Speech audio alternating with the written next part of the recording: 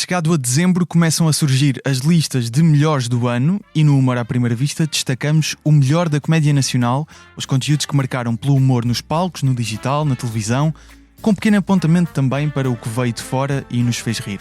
Para a árdua tarefa e sempre injusta de tentar fazer uma lista, recebo a Joana Moreira, jornalista de cultura do Observador, atenta à comédia nacional. Bem-vinda, Joana, muito obrigado. Olá, Gustavo. Humor à Primeira Vista.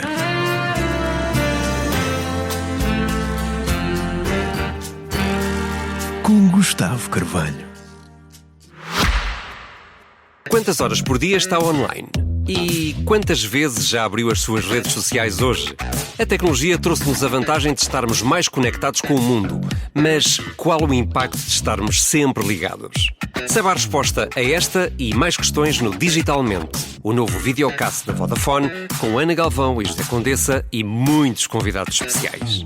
Um novo episódio do Digitalmente está disponível todas as semanas no YouTube, Spotify e Apple Podcasts da Vodafone. Together we can. Vodafone.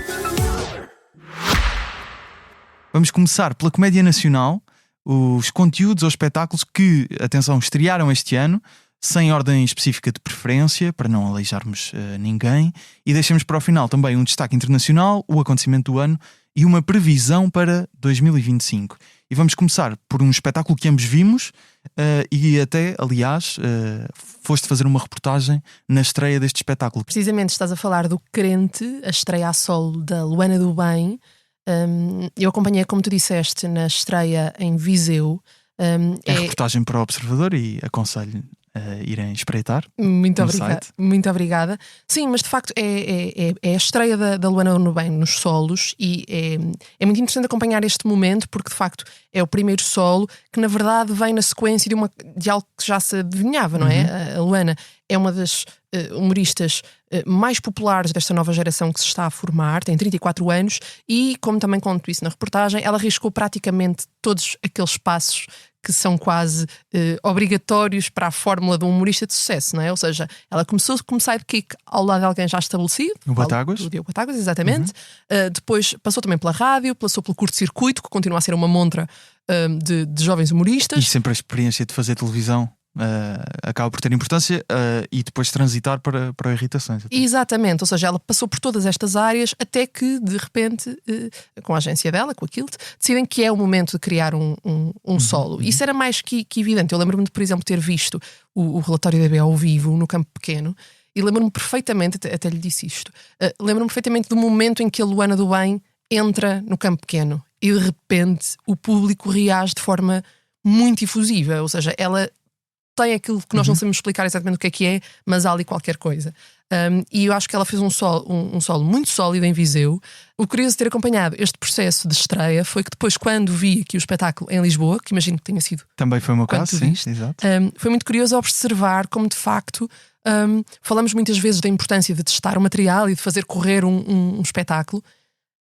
Se eu acho que em Viseu a estreia foi muito sólida, em Lisboa foi objetivamente um espetáculo ainda melhor. Isso sem desprimor nenhum para a estreia em Viseu, mas de facto percebi que houve os beats que não bateram tanto, esses foram completamente apagados do espetáculo e houve muitos mais momentos altos aqui em Lisboa. Portanto, eu acho que se mostra que claramente é uma humorista que tem cuidado e que há uma revisão da matéria dada, digamos assim, ou seja, foi rever aquilo que correu bem, Isso foi o que mais te surpreendeu depois de teres feito a reportagem? Ou seja, esse insight de o detalhe que a Luana tem em atenção ao texto e, portanto, em preparação em noites de teste para a estreia em Viseu e depois durante o próprio sol. Precisamente, sim. Porque é um caso raro de nós vermos o mesmo espetáculo duas vezes, sobretudo no caso do stand-up. Acho que é raro quem faça isso. Portanto, foi muito curioso ter esta visão. Sim. Eu também vi o sol em Lisboa.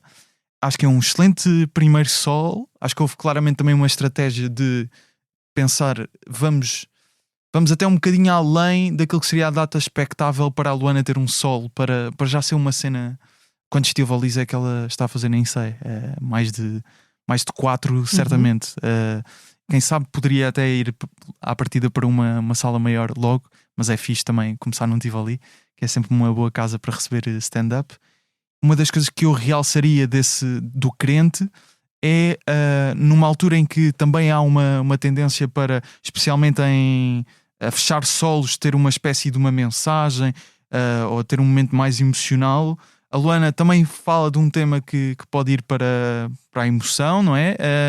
Mas está sempre a pensar em ter graça. Mesmo no momento final, em que desarma um bocado o público, não vamos revelar aqui, as pessoas ainda podem ir ver o Sol em 2025. Está sempre a pensar em como é que eu posso ter a maior graça possível neste momento. E isso é, a partir de uma receita incrível para ser uma boa stand-up comedian, e a Luana já o é, claro. Sim, concordo com o que diz. Acho que ela não é monotemática, não se fica por aquilo que seria apenas o espectável. E lá está, eu acho que é o que tu dizes, é um bom primeiro solo. Acho que sim. E acho que deixa margem também, ou seja, isto ainda vai melhorar, ou seja, é uma coisa muito boa. Há muitos caminhos que ela ainda pode explorar. Sinto que ainda tem muitas histórias, não sinto nada que esteja escutado, porque há também às vezes um bocado isso, que é um humorista está tanto tempo para estrear o primeiro solo que parece que todas as histórias que vai colecionando ao longo da vida depois são ali despejadas e depois é tipo, e agora o que é que eu faço no segundo? E com a Luana pode ser só um feeling, mas não senti isso. Senti que ainda há muito. Percebo o que é que tu queres dizer. Eu sinto isso também no teatro, fugindo aqui um bocadinho só da comédia por um momento. Muitas vezes, quando os criadores querem fazer vão fazer a sua primeira criação, e há necessariamente um valor importante identitário que é posto no espetáculo, não é? Claramente. Um primeiro espetáculo é sempre um espetáculo de afirmação, de alguma forma. E eu acho que, por exemplo, o ano passado, por exemplo, eu senti isso quando conversava, por exemplo, com o Marco Mendonça sobre o Blackface. O Blackface, um espetáculo que tinha muito a ver com aquilo que é a sua identidade. E aqui no caso da Luana também tu vês que há muito dela naquilo que é o crente. O que eu acho que não se esgota em si mesmo, é o que tu dizes. Ou seja, aquilo que se passa ali é muito da vida dela, mas acho que há perfeitamente margem para, lá está, para voar para outros sítios.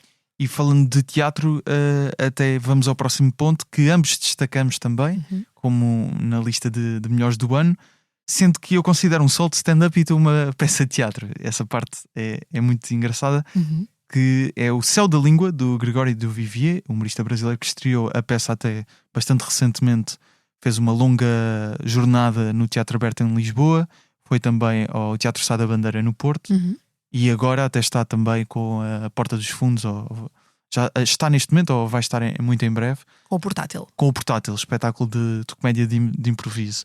Eu saí de lá a pensar, o Gregório devia fazer isto mais vezes, devia vir com espetáculos destes mais vezes.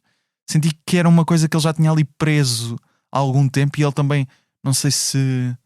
Mas ele dizia algo como, partiu quase de um desafio do Hugo Nóbrega, o produtor do espetáculo da H2N, que lhe disse: o Teatro Aberto tem estas datas, tu não querias fazer uma coisa sobre a língua portuguesa? E ele: ok, olha, isto é o avanço, este é o impulso que eu precisava para fazer este espetáculo.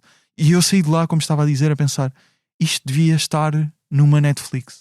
E não é no sentido de a consagração da Netflix, isto devia ser um espetáculo para a comunidade que fala a língua portuguesa no mundo ver. E é uma coisa que parece à partida de muito nicho, que é pessoas que se calhar nós da área da comunicação social podemos ter um apreço maior pelo espetáculo, tendo em conta a temática, mas ao mesmo tempo ele consegue tornar aquilo muito universal para qualquer pessoa que veja aquilo, achar aquilo engraçado, e de repente está a falar sobre versos de Camões, mas a ter uma graça absurda.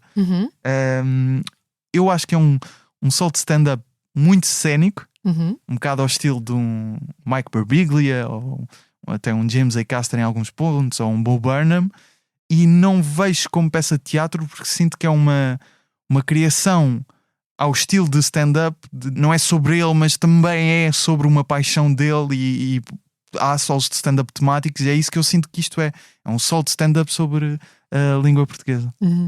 Eu discordo, eu não acho que seja só stand-up, eu acho que é um espetáculo que mistura stand-up com teatro, com uma conferência TED Talk, com poesia falada, com canções. Acho que é uma mistura disto tudo. Acho que é, objetivamente, ou seja, para quem nos está a ouvir, é um espetáculo de comédia que celebra a língua portuguesa, ou seja, é uma ode à língua portuguesa pelo Gregório do Vivier, encenado pela Luciana Paz, mas para mim eu enquadro como uma peça de teatro, que pode ser muitas coisas, e eu acho que ao acompanhar o teatro nos últimos anos, isso torna-se cada vez mais evidente, que estas áreas todas se mesclam muito. Falávamos, por exemplo, do Blackface há pouco. O Blackface também tem muito de stand-up, também tem muito de TED Talk. Ou seja, acho que isto tudo se mistura. Mas eu, por acaso, eu consideraria o Blackface uma peça de teatro, até porque sinto que o Gregório está 90% das vezes a tentar ter graça, ou seja, e é isso que eu acho que faz um solo de stand-up, é a intenção do autor em ter graça. E eu acho que há momentos, e não estou a criticar, mas acho que há momentos em que no Blackface o Marco não quer ter graça propositadamente, e isso tem um propósito artístico e faz todo o sentido no espetáculo. E eu aí já vejo aquilo mais como teatro, talvez por isso. Mas, por exemplo, do Gregório, tu riste muitas vezes? Sim, muitas. Ok. Porque eu acho que se dei algumas gargalhadas, eu não acho que seja um espetáculo em que tu estás sempre a rir. Aliás, eu acho que uma das grandes virtudes do Céu da Língua é precisamente ele conseguir cozer de tal forma todos estes momentos numa dramaturgia em que tu também tanto tens momentos em que estás a rir à gargalhada, como tens outros momentos absolutamente didáticos, como quando ele explica a origem da palavra fetiche, como de repente tens momentos belíssimos em que ele está a cantar o Livros do Caetano Veloso. Podemos fazer spoiler porque a peça não vai voltar à partida. Pode ser que volte, eu gostava.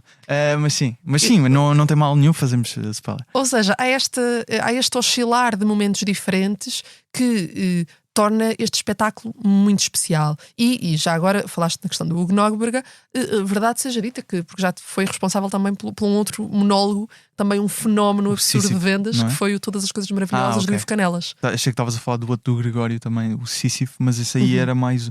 Acho que a criação tinha sido com outra pessoa e o Gregório escreveu o texto. Estavas a falar do caso da palavra fetiche. Estavas a dizer que é um momento didático. É um momento didático, mas o propósito é humorístico. Certo. E é por isso que eu digo que 90% do que está ali tem um propósito humorístico. Mas repara, e essa parte didática é para chegar ao humor. Eu acho que permite-me só acrescentar isto, claro, então. Que também existe o espaço para a comédia no teatro, ainda que não pareça, porque quando nós olhamos agora para as listas, estamos no final do ano, para as listas de melhores do ano dos jornais de referência, vemos muito pouca comédia, e essa comédia, na verdade, não vemos comédia, aliás. Exato, praticamente não vemos comédia. Por exemplo, no caso do Observador, por acaso está lá quer dizer, não por acaso, está lá o Céu da Língua do Gregório de Vivier. Na categoria de peças de teatro, certo? Na categoria de peças de teatro. Exato. Que na verdade é curioso nós pensarmos que nem está refletido nas listas, e muitas vezes não há até criação artística. Quer dizer, há criação artística. Por exemplo, o ano passado tiveste a Noite de Reis, do Ricardo Neves, por exemplo. Eu, por exemplo, vi este ano, claro. Estaria aqui na lista mas estamos a considerar coisas que estrearam este ano. Claro. Exatamente. Por exemplo, e que é uma comédia de Shakespeare. Ou incrível. seja, nós às vezes pensamos completamente subvertida pela encenação e pela criação do Ricardo Neves. Absolutamente, mas isto para dizer que às vezes há muito pudor em escrever sobre comédias ou falar sobre comédias no teatro, quando na verdade, se formos ver o teatro e o teatro dito popular, pensamos em Shakespeare, pensamos em Molière. Portanto, a comédia foi uma coisa que existiu sempre. E podemos pensar em encenadores recentes. Olha o caso do Ricardo Neves, que não raras vezes faz comédias, claro. Portanto, para mim é muito fácil colocar há um ponto interessante que até foi discutido aqui neste podcast com o João André há uns episódios. João André é ator, encenador, teve a série O Resto da Tua Vida com o Carlos Coutinho Vilhena, e agora mais recentemente no YouTube também, o Próxima Personagem. E ele dizia, stand-up é teatro. E se calhar resolve um bocado o nosso conflito. Ele considera que stand-up está incluído no chapéu do teatro. Portanto, também é essa discussão, não é? De stand-up acaba por ser um tipo muito específico de teatro. É um monólogo, normalmente sempre escrito pela pessoa que o interpreta. Não sei o que é que académicos e investigadores dirão sobre isto, não me sinto na autoridade máxima para o fazer. Aquilo que eu posso dizer é que já antes, quando eu escrevia sobre palco, e eu acho que palco é uma boa palavra. Palco é uma ótima palavra. Quando escrevia sobre palco para a Time Out, por exemplo, na Time Out havia margem para o fazer no palco, tanto cabia teatro como cabia stand-up. Eu lembro-me de entrevistar o Luís Franco Bastos a propósito do Sol, do Diogo, por exemplo, e isso coube na categoria de palco. Um ótimo Sol. Nós no Observador também escrevemos sobre humor, e isso é na esfera da cultura. Portanto, eu acho que são realidades mais próximas do que distantes. Mesmo a nível de palcos, apesar de que há alguns teatros onde é raro passar a comédia, mas acho que são artes demasiado próximas para sermos tão taxativos com as caixinhas. E vamos a mais um espetáculo também em palco, antes de também irmos ao digital ver o que é que aconteceu por lá este ano. Um espetáculo que quero destacar é o segundo solo da Mariana Cabral, a Bumba na Fofinha, Sombra, que mais uma vez a Mariana volta a fazer um solo de stand-up grávida, que é ainda mais impressionante, eu diria, pelo menos, e digo isto no sentido de é uma performer incrível em palco, como há poucas na Comédia Nacional. Acho que neste momento é a melhor stand-up comedian, ou seja, a melhor pessoa a fazer stand-up comedy em Portugal, eu diria que é a Mariana Cabral. Isso é um grande elogio. É um grande elogio. No ponto de vista da escrita e da performance, acho que é a mescla mais perfeita que encontramos neste momento nos palcos da Comédia Nacional, e digo especificamente stand-up comedy, depois pode existir outras variações de comédia em palco, lá está. Eu acho que o Sombra é melhor que o primeiro Sol, que neste momento completamente esqueci-me. Suar do Bigode, exatamente. Acho que é melhor que o Suar do Bigode. É emocional também, e sei que há principalmente o final, não vamos estar aqui a fazer spoiler. É emocional, a Mariana conseguiu dar uma carga humorística também. Podemos pensar que apesar disso, a dimensão do momento, o impacto que tem nas pessoas deixa as pessoas de facto sem saber reagir, mas eu acho que isso é válido. Percebo que há pessoas com toda a legitimidade que discordariam, mas eu acho que é válido e que não que o momento final não passa a reduzir o espetáculo a um mau espetáculo. Podemos discutir se acrescenta, que valor é que tem. Eu acho que isso é bastante possível de discutir. Declaração de intenções, eu não vi o espetáculo da Mariana Cabral, por isso é que não me estou a pronunciar. É verdade. Mas quero realçar, e para terminarmos também a comédia em palco, o espetáculo da Joana Marques na Altice Arena, que eu não diria, não acho que seja stand-up, acho que tem momentos de se assemelham a stand-up. É um espetáculo muito temático, fazer uma paródia aos gurus da motivação e coaching, que a Joana também já nos habitua a isso. O que eu valorizo mais, e acho que e vai ao encontro daquilo que estávamos a dizer, de porque é que agora chegamos ao final do ano e vemos listas de filmes e de séries e teatro e não há uma categoria específica, e de música, e não há uma categoria específica para comédia, quando a comédia, como a Joana prova, esgota a maior sala do país 2 vezes, vai ao Porto 4 ou 5 vezes também, o Super Boca Arena esgotado. O ano passado, no final do ano mesmo, já a Nespera no Cu tinha feito o mesmo. Temos vários humoristas neste momento que digo com toda a certeza esgotariam 1 ou 2 sessões na Altice Arena. A Mariana Cabral até é um exemplo disso. Feitas as contas, os campos pequenos que ela esgotou dariam um Altice Arena tranquilamente, e até mais um bocado. Acho que no futuro também vamos ter cada vez mais humoristas portugueses a ir a fazer um solo na Altice Arena, e por alguma razão os meios de comunicação social passam um bocado à parte, e isto não é... Quantos artistas musicais é que escutaram 2 vezes a Altice Arena? São alguns, não são assim tantos. Lembro-me de à partida Slow J, Plutónio vai fazer o mesmo. Richie Campbell acho que também fez 2, se não estou em erro. Ou seja, vemos muitos artistas do hip hop a fazerem-no recentemente. Certamente há mais, e há fenómenos estrangeiros que vêm cá e esgotam muito mais. Mas porque é que não vemos uma Joana Marques que na altura em que é para falar dos melhores do ano, de repente passa ao lado? Não, acho que não faz sentido nenhum. Eu acho que o teu ponto de vista é muito válido. Eu quero só dar este apontamento, que é nem sempre aquilo que é o resultado de bilheteira é coincidente com aquilo que é a opinião da crítica. Ou seja, por acaso, no caso da música, tu mencionaste aí 2 fenómenos que eu até acho que se vão refletir nos melhores do ano. Slow J, por exemplo, o ano passado refletiu-se, ou seja, esgotou o Mel Arena, e o álbum figurou, o Afrofado figurou as listas de melhores do ano. Mas isso nem sempre acontece. Há fenómenos de popularidade. Aliás, basta vermos o cinema. Nós, quando vemos os grandes resultados de bilheteira de cinema, não são necessariamente esses os que estão no melhor do ano. Ou seja, eu acho que a afluência de público nem sempre se reflete nas listas dos críticos. Certo. Eu também não dei propriamente uma opinião sobre o conteúdo. Eu acho que a Joana é uma ótima humorista a escrever.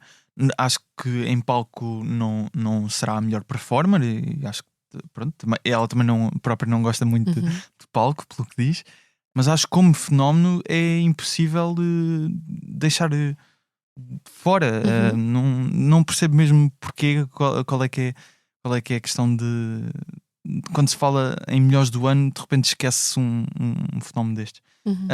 Dito isto, eu acho ótimo que quando falamos de fenómenos de melhores do ano, falamos de 3 mulheres. Isso acho que só por isso já É está verdade. igual. É verdade. Isso é uma discussão também interessante, que Luana do Bem, Mariana Cabral e Joana Marques são aqui mencionadas na lista de melhores do ano na comédia.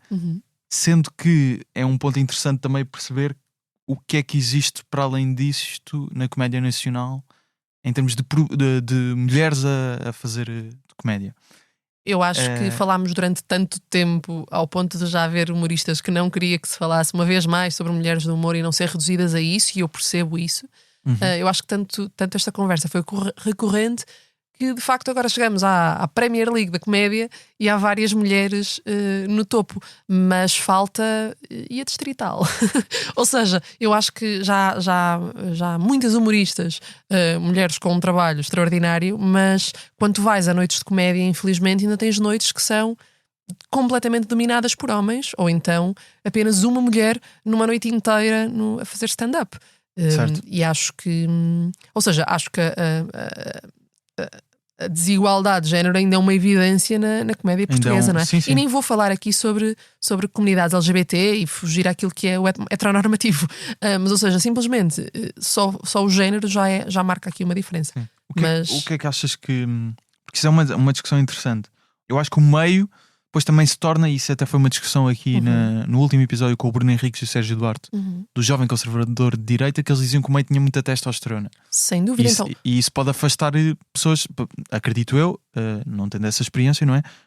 Acredito que algumas mulheres podem não se sentir confortáveis nesse meio, não é? Naturalmente, se fizeres uma ronda por bares de Lisboa, percebes que onde há mais mulheres são nas noites que são organizadas por mulheres. Portanto, há ali uma criação de um espaço seguro que nem sempre encontram noutros sítios. Claro. O que é que achas que podia ser feito para... Porque, assim, fazer stand-up acaba sempre por ser uma opção pessoal, não é? Ou seja, não podemos forçar ninguém Tem que haver, de alguma forma, um ambiente que não seja hostil a receber mulheres em noites de stand-up. E não estou a dizer que se calhar hostil é uma palavra forte, é não ser eu acho que é a palavra certa. Achas? Eu acho que é a palavra certa, sim. Eu acho que há determinados ambientes que não são convidativos a isso, não é? Eu acho que tem de haver uma consciencialização de que isto é uma realidade, que há muitas mulheres a querer fazer humor, é criar esses espaços seguros. Mas achas que há muitas mulheres a querer fazer humor e que depois não dão esse espaço pelo ambiente? Não tenho dúvidas. Ok. Não tenho dúvidas. Por acaso não é interessante pensar, não tenho uma resposta para isso, não sei dizer se há muitas mulheres que se sentem. Acredito que sim. Essas noites que estás a falar, de muitas vezes vemos um alinhamento e são só homens, isso claramente é uma coisa que ainda se nota muito, e que às tantas parece tudo um bocado igual. Os ângulos é sempre a perspectiva de ou vou falar da minha namorada ou de uma relação que tenho ou o que seja, e mais que não seja, o género à partida pode trazer histórias diferentes, experiências diferentes para cima de palco, o que dá mais diversidade e é uma noite de comédia que uma pessoa à partida, quando não quer ver 5 comediantes iguais, não é? Precisamente. Eu acho que esse é o ponto mais importante até da questão da diversidade. Vamos ao digital, Joana. Tu queres realçar o regresso de Diogo Batáguas? Precisamente, quero falar sobre o Diogo Batáguas, que voltou ao YouTube um ano depois, numa versão renovada daquilo que era o seu programa, que era o Relatório DB, e agora que surgiu como Conteúdo Batáguas. E eu acho que o regresso dele ao YouTube é um sinal muito positivo, porque eu vejo como um sinal de uma profissionalização de fenómenos que cresceram no digital, é esse o seu ambiente nativo, e que de facto houve um investimento. Ou seja, ele regressou com um novo estúdio, uma nova equipa, guionistas, público ao vivo, ou seja... Uma marca? Essa parte é importantíssima. Precisamente.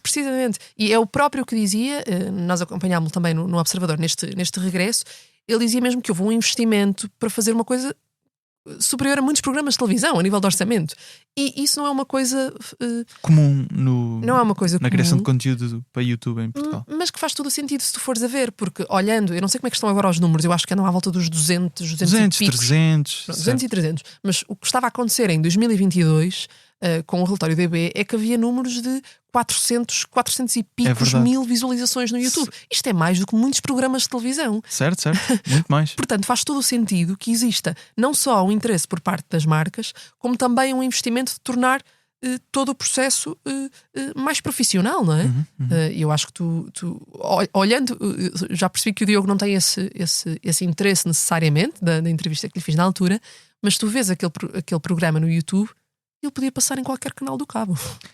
Eu acho que, sim, exato, ele não tem esse interesse, e eu acho que este ano, e juntando aqui a essa indicação como melhor do ano, outros projetos no digital, eu acho que este ano um dos aspectos que ficou mais solidificado foi o quão pouco os humoristas de uma nova geração querem saber dos meios tradicionais.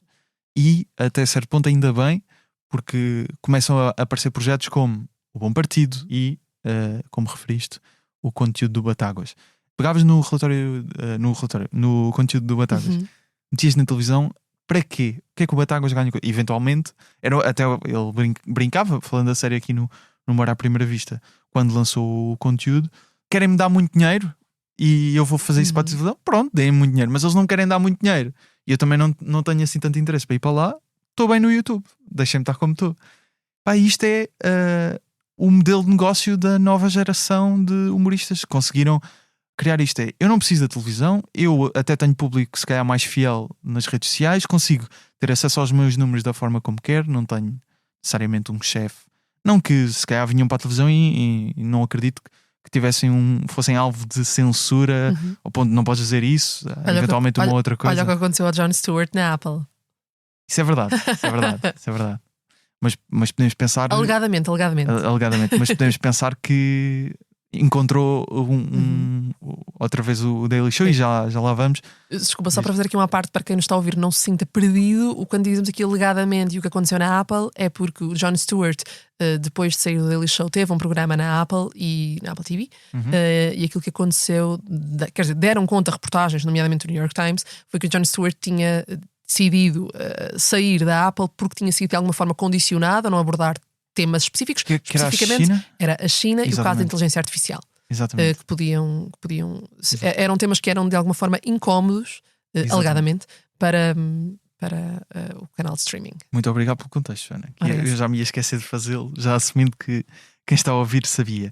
Mas eu acho que a solidificação do digital este ano foi claramente notória, e pegando no que estavas a dizer, o projeto, como eu já disse, o Bom Partido, Guilherme Jarinhas venceu um Globo de Ouro na categoria digital, e é verdade que depois o projeto numa segunda temporada teve a parceria aqui até com o Expresso e com a SIC Notícias, mas não deixa de ser um projeto no YouTube, no digital, e cada vez mais aposta também, próximas eleições vamos ver mais políticos a fazer conteúdos destes e humoristas e criadores de conteúdos a ter mais ideias para levar políticos para o digital, então, claramente. O resto é uma coisa que já acontece internacionalmente. Este ano, o caso das eleições Trump-Kamala foi o maior exemplo, talvez, não é? Aliás, o José Paiva até tinha um artigo sobre isso no Expresso, que nos Estados Unidos já estão a pensar em podcasts, não é? Não vão a late night shows, ou vão pouco, tipo, não há essa cena. Vão ao Joe Rogan e ao Color Daddy, ao Hot Ones, que é onde o público que se calhar querem chegar está. Sim, acho que é só importante referirmos que são formatos diferentes se compararmos com aquilo que é espaços jornalísticos, ou seja, não podemos esquecer que atenção, eu sou uma fã acérrima do Bom Partido, mas a figura do Guilherme é diferente da figura que é um jornalista a interpelar um futuro primeiro-ministro. E é muito importante existir a figura do jornalista a interpelar e não substituir a do Guilherme, claramente. Exatamente, ou seja, são figuras diferentes e os resultados também vão ser necessariamente diferentes. Claramente. E falsos lentes, que sim, também querias destacar. Queria destacar falsos lentes, porque acho curioso como houve aqui uma reinvenção daquilo que é um formato que parecia esgotado das televisões, não é? Que é o comentário desportivo sobre futebol, porque na verdade o programa, para quem não conhece, o programa é sobre isso, não é? No fundo é uma sátira, aquilo que seria um programa de comentário desportivo e de futebol em particular. É sobre futebol, não sendo sobre futebol. Não sendo sobre futebol, porque não se fala sobre futebol. Ou pouco se fala sobre futebol. Exatamente. Às vezes eles enganam-se. Às vezes, hoje temos mesmo que dizer qualquer coisa. Sim, e eu acho que resulta, não sei assim de cor que números é que está a fazer, mas eu acho que resulta precisamente por essa dissonância, não é? Assim, há um conceito que desde logo é extraordinário, não é? Mas também por depois os três perfis deles, dos três humoristas, o Diogo Batáguas, o Carlos Coutinho Vilhena e o Manuel Cardoso, são perfis muito diferentes, clubísticos também, o que dá um sal e pimenta engraçado. É muito engraçado. Mas é isso, mas acho muito surpreendente a forma como eles os três se intrusam e troçam de alguma forma com o estereótipo do programa de comentário desportivo. Lá está, de um meio tradicional. Eu subscrevo essa recomendação também. E queria destacar, para terminarmos o digital e nacional, já vamos ao internacional, Cubinho. Cubinho, e como projeto digital, que começa em condições que já foram aqui reveladas por Ricardo Maria, até difíceis, com algumas dívidas em espetáculos que não venderam muito bem no Vilaré, e apostarem no podcast, e criaram ali um bocado ao estilo de podcast de comediante americano que cada vez vemos mais no YouTube, de 3 comediantes a conversar, que depois tem histórias loucas de Ricardo Maria, tem o Vítor Sá e o António Azevedo Coutinho, e o Bolinha também sempre com muita graça, e criou-se uma mescla que já teve repercussões em espetáculos esgotados, especificamente em Lisboa, no Casino, mas esgotaram até espetáculos em mais cidades do país.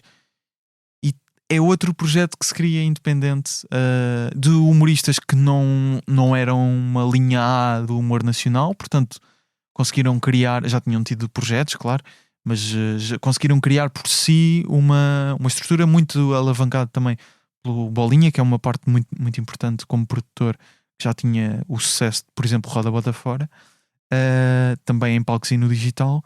Se calhar é um projeto que ainda não chega ao mainstream, mas o sucesso de Cubinho, eu acredito que também fez despertar em humoristas como o Salvador Martinha, que por exemplo agora tem o Ar Livre no YouTube, ou mesmo o Teixeira da Mota, mas acredito que também já fosse uma ideia anterior ir para o YouTube eventualmente. Mas o sucesso de Cubinho também se refletiu em apostas de podcasts, seja o Carlos Contente, humorista do Porto, que tem o Zé Carioca no YouTube, seja o João Pedro Pereira com o Eduardo Marques, que tem o IQ também agora no YouTube. Vai fomentando um espírito de criação interessante. Sim, sendo que, como tu dizes, se calhar ainda não é mainstream, eu acho que há projetos que não têm necessariamente de ser mainstream. Não tem que ser, exatamente. Se tu tiveres um público de tal forma fidelizado, eu acho que eventualmente vamos falar do caso do Rui Sinel de Cortes, não é? Sim. Mas no caso do Rui Sinel, por exemplo, ele tem um público de tal forma fiel que precisa de ser mainstream, se calhar não. Sim, não precisa de ser mainstream, e eu acho que às vezes sinto um bocado revolta, mas isto é por também ter um podcast de humor ou sobre humor, Cubinho, se calhar se eu for falar à generalidade, à pessoa comum não faz ideia, nunca ouviu falar de Cubinho. É tipo, somos putos da net. E ainda há um bocado isso às vezes, não é? Não especificamente com Cubinho, mas com estes fenómenos.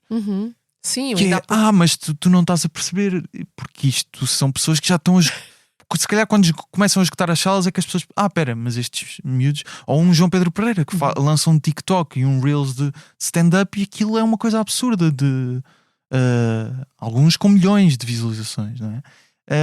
E as pessoas ainda parece que não percebem que isso depois eles estão a trilhar o caminho perfeito para depois aquilo ter uma consequência em palco. Eu percebo o que é que tu queres dizer. Isso aconteceu-me há pouco tempo, com ter de explicar o que é que eram os primos. Isso é ainda mais lunático. Exato. Será um dos maiores fenómenos no YouTube português, do humor também, diga-se, que também já teve consequência em palco. Mas acho que de melhores do ano na comédia, seja em palco e no digital, certamente nos vão faltar aqui alguns. As pessoas podem comentar no Spotify ou mandar mensagem. Faltou não sei quem, mandem por favor. Como eu disse no início, é uma tarefa árdua e injusta, e nós damos o corpo às balas. Vamos ao internacional, Joana. Vamos a isso. Na verdade temos o mesmo destaque principal, que é o regresso de Jon Stewart ao Daily Show. Precisamente 8 anos depois, acho que foi uma espera mais do que aguardada. Acho que o timing foi perfeito, não é? Ou seja, ele queria acompanhar a campanha para as presidenciais norte-americanas. Agora sabemos que vai continuar, portanto vai estender-se por 2025, o que eu acho que são ótimas notícias. Ótimas notícias também, porque se nós olharmos para o passado da comédia, passado e recente da comédia norte-americana, o Daily Show, claro, significa a consagração de Jon Stewart, mas também enquanto caldeirão de novos talentos, não é? Foi dali que saiu o Stephen Colbert, foi dali que saiu o Steve Carell, foi dali que saiu o John Oliver. Portanto, enquanto caldeira... Trevor Noah, precisamente. Ou seja, eu acho que é muito importante um programa como este existir. E já está a ter esse impacto. Há uma das apresentadoras, Desi Lynch, acho que posso estar a dizer mal o nome dela, mas que já está a ter algum impacto, porque, ou seja, ele apresenta um dia e depois é rotativo entre um painel. Quem apresenta os restantes dias é sempre diferente de semana para semana, mas são, lá está, os correspondentes do programa. E algumas pessoas já estão a alavancar, a conseguir alavancar uma carreira maior com base neste regresso do Jon Stewart, que é ótimo. Sim, o que eu acho que é ótimo, sendo que foi particularmente interessante também o facto de termos Jon Stewart a ser emitido em Portugal, que é uma coisa no qual Na nós RTP3, nem sempre falamos. é verdade. Está a passar na RTP3 de forma legal e portanto não estamos cingidos, o público não está refém dos clipes curtíssimos que vão parar ao YouTube. Portanto, eu acho... Mas no YouTube às vezes até lançam os monólogos maiores, ou não? 20 minutos. Mas nunca colocam o programa na totalidade. Todo, e portanto é ótimo saber que está na RTP3, sim. até porque a diferença eu acho que não chega sequer a ser 24 horas ou é 24 horas, portanto nem se perde assim tanta atualidade, se pensarmos nisso. Sim, é ótimo. Mas tu tens outro destaque internacional que foi um conteúdo que eu não consegui ver ainda. Exatamente, eu gostava de destacar o Conan Must Go, do Conan O'Brien. É uma série documental de viagens. Lá está, há pouco falávamos sobre o Falsos Lentos fazer uma Pois foi, ser uma nova abordagem ao programa de comentário desportivo. Aqui é uma nova abordagem aos programas de viagens. E aqui o que acontece é o Conan O'Brien, o conhecido humorista que apresentou o Tonight Show durante muitos anos, vai conhecer aqueles fãs com que ele falou no podcast que ele tinha, que se chamava Conan O'Brien Needs a Friend, se alguém se recorda. E ele vai atrás destes fãs a uma série de países. A primeira temporada ele vai à Noruega, à Argentina, à Tailândia e à Irlanda. E ele vai atrás destes fãs sem que eles saibam. O Conan O'Brien também tem uma sensibilidade muito particular, sim, de falar com pessoas, de retirar o melhor delas sem nunca as expor ao ridículo, não é? E depois tem todo aquele humor de constrangimento físico de alguma forma que eu acho que o torna a pessoa perfeita para estar exposto a uma cultura diferente, que é muito sobre isto que são os programas de viagens. Portanto, recomendo muito. E está na atual Max. Na Max, exatamente. Max, exato. E ele está a gravar uma nova temporada. Sim. Sei que em Espanha vai aparecer. Acho que ele estava em Madrid.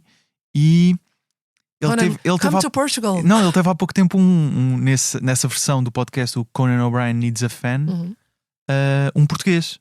Teve um português da Ericeira, acho eu, ou Nazaré. Era uma das duas. Era uma cidade do fã de surf. E foi um ótimo episódio. Era o Vasco, já não me lembro acho que era Vasco, não me lembro do apelido. Será que vamos ver Conan O'Brien a comer os ouriços da Ericeira? Mas era ótimo. Conan O'Brien em Portugal, era incrível. Queria só sublinhar mais uma vez o regresso de Jon Stewart, acrescentando que foi um ótimo início, que até tornou-se irónico o início do regresso do Jon Stewart, porque logo no primeiro episódio ele diz: pá, o Biden está um bocado xexé, não é? E as pessoas levaram a mal. E o que se verificou foi, passado uns tempos, correrem com Joe Biden da campanha por questões de idade e estabilidade, diria. Foi o momento Simpson do... Foi um bocado... Exatamente. Foi um bocado o momento Simpson de Jon Stewart. Que eu acho que no The Problem, no programa que ele tinha na Apple, que já referiste, estava um bocadinho menos ligado à comédia. Acho que estava mais... Foi uma das críticas até que lhe foi feita. Exato. Logo no início. E eu acho que aqui ele voltou a... Não, eu aqui tenho graça. Que é um ambiente um bocado estranho, porque são formatos diferentes, mas adjacentes, não é? E ainda bem, eu diria ainda bem que ele voltou ao maior foco na comédia. É ótimo. Vamos ao momento do ano, sendo que temos alguns negativos e outros positivos. Se calhar começamos pelos negativos. Joana, isto até é um momento que até de alguma forma está relacionado também com este podcast, que é o episódio de Rui Sinal de Cortes a insultar uma espectadora no espetáculo de homenagem ao humorista Ricardo Vilão no início do ano, mesmo em janeiro. Sim, foi logo no início do ano. Eu não sei se eu classificaria como negativo, talvez faça sentido, mas na verdade eu sugeri trazê-lo falando dos momentos do ano, porque foi um dos raros momentos em que a comédia chegou a todos os jornais, quase sem exceção. E isso é raríssimo de acontecer, podemos refletir até Sintomático porque... de alguma coisa. Sim, acho que podemos tomá-lo como sintomático, mas a verdade é essa, é que o episódio, como tu disseste, não é? Como já descreveste, que aconteceu no Teatro Tivoli em Lisboa, refletiu-se nas páginas de vários jornais. Eu acho que tantas vezes se fala dos limites do humor, eu acho que este foi um caso em que se percebeu qual é que é o limite do humor, não é? Há Por acaso, nesse aspecto não concordo. Achas que não? Acho que não. Acho que aquilo extravasou. O contexto daquilo não é humor, o contexto daquilo é uma pessoa bêbada em palco. Pronto, quando eu falo de limites é isto, ou seja... Exatamente, mas ou seja, eu acho que isso é um limite legal e não do humor. Claro, não, eu disse isto de forma irónica. Não sei sim, se... ok. Não sei Desculpa, então. Sim, porque ou seja, foi ao ponto de o próprio teatro demarcou-se, no dia seguinte cancelaram o espetáculo, o próprio humorista veio pedir desculpa nas redes sociais, E bem? portanto...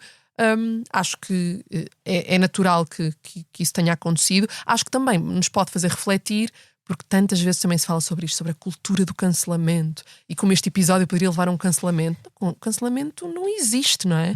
Ou seja, quando se fala do extremamente desagradável, às vezes de falarem a determinadas pessoas, as pessoas se esquecem, como este episódio já foi esquecido para muitas pessoas, não é? Da mesma forma que o episódio da Joana Flawless, do Extremamente Desagradável. Hoje em dia a Joana está a tentar fazer comédia, não é?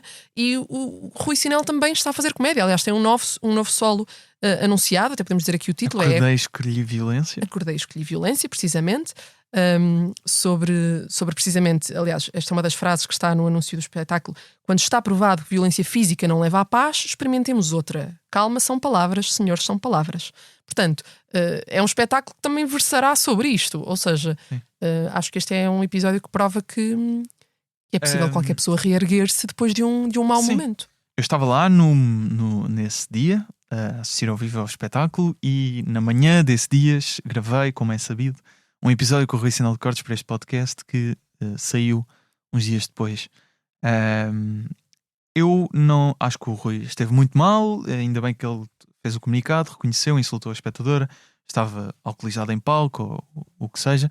Não vejo isto como um caso de que acho que houvesse a ligação na altura ao humor do Rui Sinel de Cortes. Acho que será uma questão mais de personalidade do que de humor, descontrolou-se com o álcool e isso são questões que cada um tem que gerir, se tem a maior capacidade para atuar alcoolizado ou com algumas cervejas, como alguns humoristas até gostam, e neste caso foi claramente excedido um limite e ele não estava bem em palco, notava-se.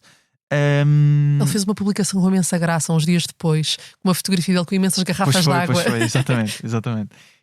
Não sei como é que está essa situação agora de que bebidas é que são consumidas antes do espetáculo, mas a ligação que houve com o estilo de humor do Sinel, de ele insultou a pessoa porque faz humor negro, eu não consigo fazer necessariamente essa ligação.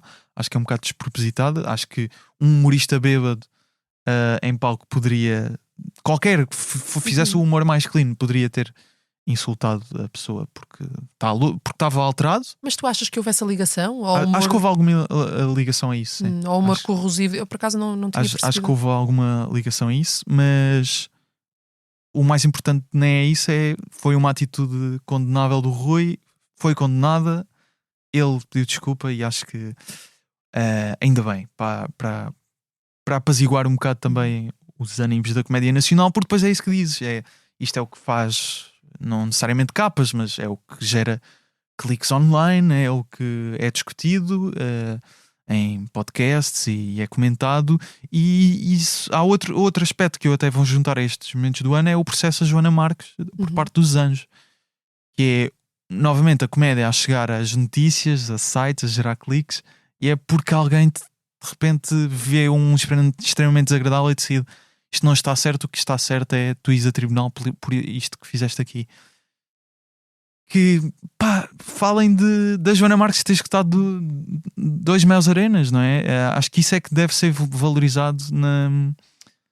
Essa é a comédia que deve fazer capas, vou dizer capas no sentido de ter mais destaque. Manchete, exatamente. Permite-me discordar aqui, eu vou dizer que eu acho. Claro, então. É para isso que viemos, que estamos a conversar. Eu acho que há valor noticioso tanto no episódio. Eu acho que há claramente valor noticioso. Eu não estou a dizer que não. Eu acho é que se depois o que lá está é a manchete, é só estes episódios relacionados com a comédia nacional, a imagem que uma pessoa que não esteja assim tão atenta à comédia nacional é que pá, isto são pessoas a insultar pessoas em palco. O caso da Joana, ela não tem culpa de nada, foi só uns gajos que decidiram processá-la por razões que vá-se lá saber. Mas parece que depois o que é noticiado é os conflitos do meio, não é? Que devem ser noticiados. Mas então, se querem, acho que isto é um bocado de órgãos de comunicação social, se querem falar disso, e acho muito bem que falem também, porque tem valor de notícia, como tu dizes, também falem das coisas boas. Senão parece só um bocado incendiário. Compreendo o teu ponto de vista, ainda que falando aqui em defesa. E é isso que eu tento também fazer um bocado no humor à primeira vista, claro, falar das coisas boas. Pronto, mas apesar de tudo é um nicho, não é? Certo, eu discordo bastante da noção de jornalismo bom e só de boas notícias. Por isso, não é necessariamente boas notícias. Mas... Sim, eu percebo o teu ponto, mas vou dar um exemplo até sobre este caso, por exemplo, em particular. O Sinal de Cortes não falou com nenhum meio de comunicação social. É verdade, é verdade. Portanto, no meu caso, por exemplo, que nós temos de dar o contraditório nas notícias, eu tentei o contacto, ele não respondeu e depois fez um comunicado nas redes sociais. Ou seja, às vezes também há, como nós já falámos, de artistas procurarem outros meios de entretenimento, de outros meios audiovisuais e também de redes sociais e meios digitais. Esse afastamento dos órgãos de comunicação social não vem só da parte dos órgãos de comunicação social. Não, são os humoristas, quem diz humoristas diz políticos, etc., que aceitam ir a determinados tipos de programas e que não aceitam falar com jornalistas. Ou seja, isso também acontece. Sim. Não, tens toda a razão no ponto que estás a fazer. Eu acho é que não acontece com outras artes. Ou seja, na música é noticiado no teatro foi noticiado agora o cancelamento de um espetáculo da Bárbara Tinoco do musical, porque, não sei, o espetáculo foi cancelado e antes tinha existido um ator que se lesionou e isso foi noticiado. Isso também deve ter gerado cliques, calculo. Sim. Mas também foi noticiado o musical em si. Ou seja, neste caso isto era ultra específico, o espetáculo da homenagem ao Ricardo Vilão, não é? Falem também dos espetáculos que estão a acontecer, não é? Acho que é mais esse o meu ponto. Sim. Mas isto também é uma frustração muito pessoal, no sentido de eu tenho um podcast sobre humor e interessa-me que as pessoas falem sobre isto, não é? Não sou parte interessada aqui também, não é? Mas também tenho o meu papel, apesar de tudo, num órgão de comunicação social. Eu acho que o teu ponto de vista é bastante válido. Eu acho que esse caso que referes, por exemplo, do espetáculo, é um bom exemplo, porque na verdade o espetáculo não foi assim falado por tantos órgãos de comunicação social. Nós, por exemplo, no Observador fizemos um trabalho sobre o espetáculo especificamente, mas isso não aconteceu assim em tantos órgãos. Sim. E o caso da Carolina dos Landes até é um ótimo exemplo, porque muitas vezes acontece ser replicado na imprensa aquilo que a Carolina posta nas redes sociais ou de algum episódio. E depois nem sempre acontecem as críticas aos discos e trabalho sobre os discos. Portanto, ela própria também já fez esta crítica. É válido, ou seja, não acho que o que dizes seja assim tão específico do humor. Acho que é uma coisa mais transversal. Sim, claro. Eu sofro mais as dores do humor, não é? Sinto mais também. Mas há alguns momentos bons também. 50 anos de carreira de Hermano José foi devidamente condecorado por todos os altos cargos da nação. E justamente. Muito justamente. E houve até um especial na RTP também a recordar os períodos do Hermano José e alguns dos programas que fez nessa casa. Para terminar, Joana, vamos aqui tentar fazer uma previsão para 2025. Pode ser o que quisermos, o que bem entendermos. Qual é que é a tua? Bem, uma delas, pensando na perspectiva audiovisual, acho que é incontornável pensarmos no programa do Bruno Nogueira na RTP, que foi anunciado que será... Ainda se sabe muito pouco. Sabe-se muito pouco. Sabe-se que Carlos Coutinho Vilhena e Frederico Pombás estão envolvidos. Sim, e que se vai estrear algures no início de 2025. A verdade é que o Bruno Nogueira, quando pensamos em comédia, é um nome incontornável. E ele esteve na frente ou atrás de alguns dos maiores formatos mais originais que passaram na televisão nos últimos anos. Falo do Último a Sair, mesmo do Princípio, Meio e Fim. Odisseia, ou não sendo comédia, até da série Sara. Aqui sabemos que é um programa objetivamente de comédia e, portanto, acho que há muita expectativa no canal público o que é que vai acontecer. Depois, se pensar ao nível de solos, há coisas já anunciadas que ainda não conseguimos ver. E sobre as quais eu tenho muita expectativa. Penso, por exemplo, no Aura Jovem, do Salvador Martinha, ou no Snob, do Carlos Coutinho Vilhena. São dois solos com os quais eu estou com bastante expectativa. Já tenho bilhete até para ambos. Já tens bilhete, muito precavido, não tratei disso. Depois, há outros humoristas que, pelos timings, eu acho que já fazia sentido ver alguma coisa. Por exemplo, tenho muita curiosidade com a próxima criação do Luís Franco Bastos, por exemplo. Eu gostei muito do Diogo, que estreou há 2 anos. Vai ser um solo difícil de superar. É verdade. Que é um desafio interessante. Eu acho que foi dos melhores solos de humor que eu já concordo. vi nos últimos anos. De tudo, desde a perspectiva cénica até sim. Deliver. Está agora disponível no YouTube. Precisamente. Portanto, fazendo aqui as contas, passaram 2 anos, seria alguém de que eu gostaria muito O de Luís ver. já está a testar material até. Não sei em que fase, mas está. Eu vou tentar vou dar uma previsão que não é minha, atenção, mas que li num artigo do New York Times, de um crítico só de comédia, que lá há espaço para essas coisas, Bem haja. que Bo Burnham vai voltar em 2025 com conteúdo. A previsão é com base nos seguintes argumentos. Há a timeline e a gestão de carreira do Bo Burnham, que desaparece e aparece. O Inside já saiu há alguns anos, o último projeto público dele, e portanto já faria sentido, já se está a aproximar diria, o timing certo para um novo conteúdo de Bo Burnham. Ele alegadamente anda a fazer uma personagem numa série de um comediante que é o Jared Carmichael, com quem ele já colaborou. Realizou o espetáculo Raw Daniel do Jared Carmichael e já tinha realizado outro anterior que agora estou-me a esquecer do nome. Acho que era 8, acho que era isso. E portanto eles são amigos e o Carmichael está com uma série na HBO que se chama The Jared Carmichael Reality Show, em que eu ainda não vi a série, com pena, mas há uma personagem que está sempre mascarada tem uma máscara de ski, daquelas, não se vê nada, e é uma personagem alta, meio estranha fisicamente, a voz, pelo que percebi, está alterada, e todas as indicações levam a crer que é o Bo Burnham a fazer uma personagem, e no fundo a esconder-se, porque se calhar ainda não era o timing de dar um projeto.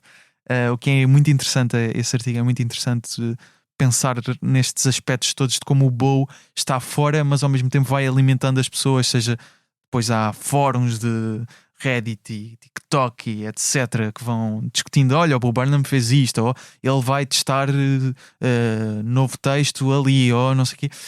Ou seja, ele vai conseguindo alimentar, estando fora, vai conseguindo alimentar o mito de eu um dia vou regressar. É tão engraçado porque, desculpa interromper-te, dentro dos humoristas há ou o perfil excessivamente público ou então este que alimenta com pequenas migalhinhas. O Bruno Nogueira também tem um bocado esse género. Agora menos com o podcast. Isto não se diz. Exatamente. Mas agora menos, exato. Então uma previsão que lá está não é minha, isto... Os críticos do New York Times também têm muito mais reputação, podem estar muito mais certos. Bo Burnham, quem sabe, novo conteúdo em 2025 era ótimo. Nacionalmente, eu vou dizer de 4 nomes que estão agora a fazer espetáculos de teste, digamos, mais ou menos, e por isso acho que não é assim uma grande previsão. Não, vais assumir o Júlio Isidro em ti, papel de olheiro? Não, são nomes se calhar não são de um mainstream, mas portanto, de Freak Show Doubles, é um espetáculo que o Bolinha anda a fazer, há João Pedro Pereira e António Azevedo Coutinho, que já fizeram uma pequena tour, e agora, no momento em que falamos, André Pinheiro e Vítor Sá. Eu acho que destes 4 humoristas eu apostaria em pelo menos 2 solos no próximo ano. Até quem sabe podem ser todos, mas eu apostaria em pelo menos 2 solos de... Não tenho qualquer informação. Atenção, daqui a 12 meses estaremos isto não cá. é inside info. I'm not reporting anything. Mas vamos ver. Mas gostava de ver isso acontecer. Joana, muito obrigado por teres vindo ao Humor à Primeira Vista. Adorei esta conversa. Temos que fazer isto mais vezes. Obrigada eu pelo convite. A Joana Moreira está no Instagram em JoanaPEM. O Humor à Primeira Vista em humoraprimeiravista.podcast, com excertos em vídeo do episódio. As fotografias são de José Fernandes, a fotografia do logótipo é também do José Fernandes, com design do Tiago Pereira Santos. A voz do genérico é do Tiago Filipe, o Rui Mirama está no apoio à produção. Eu sou o Gustavo Carvalho, estou no Instagram, Twitter e TikTok em Gustavo Rito Carvalho a falar sobre comédia. O Humor à Primeira Vista volta na próxima terça-feira. Muito obrigado, Joana. Obrigada.